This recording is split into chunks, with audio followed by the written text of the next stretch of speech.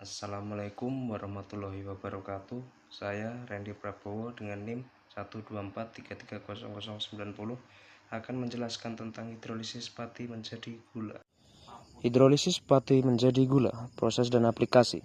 Presentasi ini akan mengupas tuntas proses hidrolisis pati menjadi gula, menjelaskan mekanismenya, peran enzim, serta berbagai aplikasi dalam industri.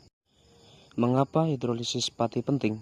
Pertama, peningkatan nilai tambah, mengubah pati murah menjadi gula dengan nilai ekonomi lebih tinggi. Kedua, bahan baku industri. Gula hasil hidrolisis menjadi komponen vital dalam berbagai produk pangan dan non-pangan.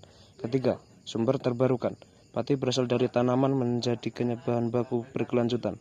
Pati yang melimpah dari sumber daya alam seperti singkong, jagung, dan beras merupakan polisakarida kompleks. Melalui hidrolisis, pati dapat dipecah menjadi unit-unit gula sederhana yang lebih bermanfaat. Mekanisme dasar hidrolisis pati. Hidrolisis pati adalah proses pemecahan ikatan glikosida dalam molekul pati menggunakan air, menghasilkan molekul gula yang lebih kecil. Proses ini dapat dilakukan melalui dua metode utama.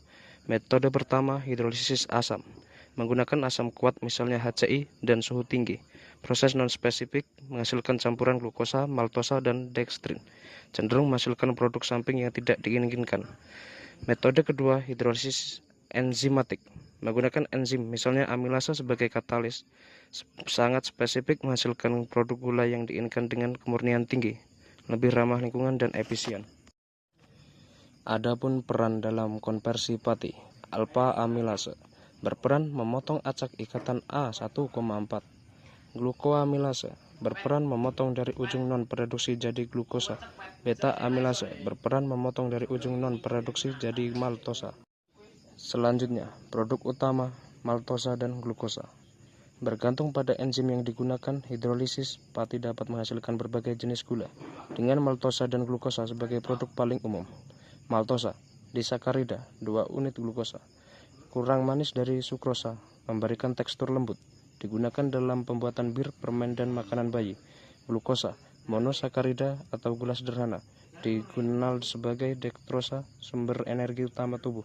Banyak digunakan dalam minuman, roti, manisan, dan farmasi. Aplikasi industri gula dari pati. Gula hasil hidrolisis pati telah menjadi bahan baku penting di berbagai sektor industri.